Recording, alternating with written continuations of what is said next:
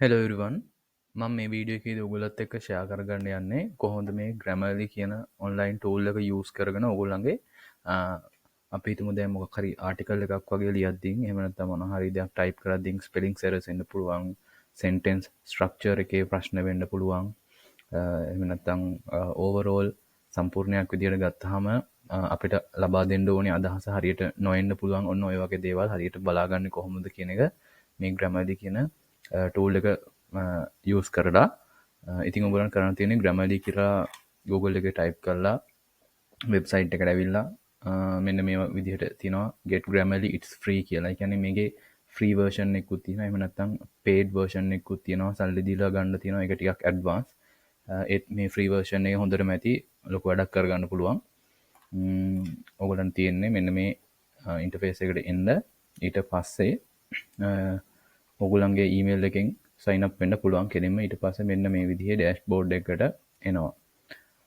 මේක ගොඩක් lazy use කරන විදිය mobile phone එකනොත් use කරන්න පුළුවන්. ඊට පස්සේ මෙතන මේ new project එකක් මෙහෙම open කරගන්න පුළුවන්. open කරගත්තට පස්සේ ඔයගොල්ලන්ට තියෙන්නේ මෙන්න මෙතන copy paste කරන්න පුළුවන් ඔයගොල්ලෝ ලියාගෙන තියෙන මොකක් හරි අපි හිතමු article එකක් කියලා.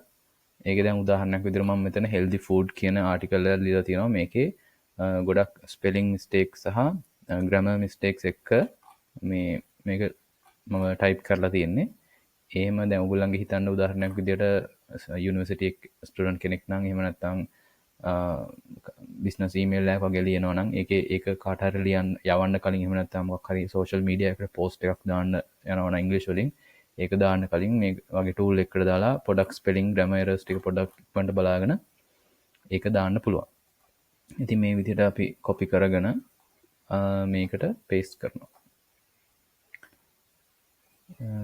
ඊට පස්සේ මේක ඒ article එක read කරලා අපිට overall score එකක් හම්බ වෙනවා. ඒ කියන්නේ දැන් මෙතන දකුණු අත පැත්තේ ඉහළින් තියෙන මේ 74 කියලා මම පෙන්නන්නම්. මෙන්න මේ විදිහේ මේකේ score එක හම්බ වෙනවා 100න් 74ක් තමයි මේකට හම්බෙලා තියෙන්නේ. ඒ කියන්නේ වැරදි අඩුපාඩු තියෙනවා. සාමාන්‍යයෙන් අපි මේක 90කට ලං වෙන්න වගේ හදාගත්තාම ඒ ඇති.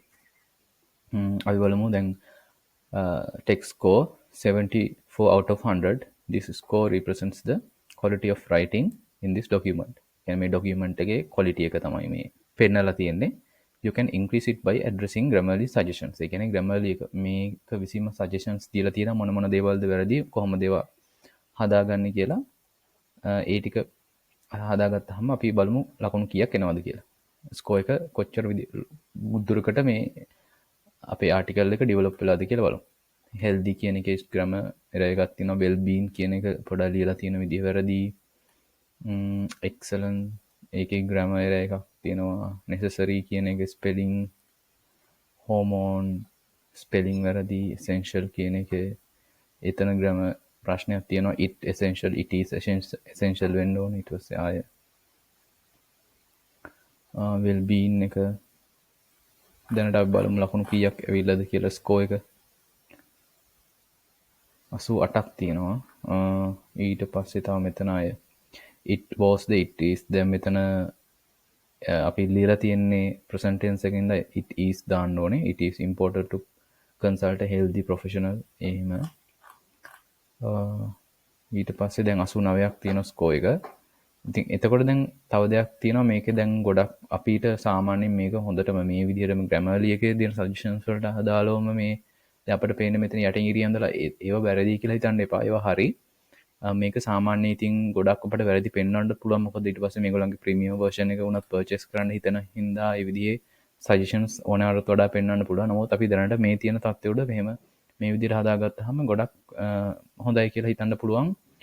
මොකේකට හරි අපි ෂෙයා කරන්න හරි එහෙම නැත්නම් කාට හරි මේක යවන්න කලින් මෙන්න මේ ලෙවල් එක හොඳයි. ඉතින් 89ක් තියෙනවා. එහෙම නැත්නම් තව බලලා වෙනස් කරගන්න පුළුවන්. ඊයරෙන්න මෙතන වෙන නම් ප්‍රශ්නයක් නැහැ. මෙන්න මේ විදිහට තමයි අපි Grammarly use කරලා මේ ඔයගොල්ලෝ try කරලා බලන්න මේ academic writing එකක් හරි මොකක් හරි research එකක් ලියනවා නම් එහෙම නැත්නම් article ලියනවා නම් email එකක් යවන්න කලින් social media වලට post එකක් English වලින් දාන්න කලින් මේකට දාලා check කරගෙන use කරන්න පුළුවන්. ඉතින් ඔයගොල්ලෝ try කරලා බලන්න. මම ආයෙමත් මේ විදිහේ වීඩියෝ එකක් අරගෙන එන්නම්. Thank you.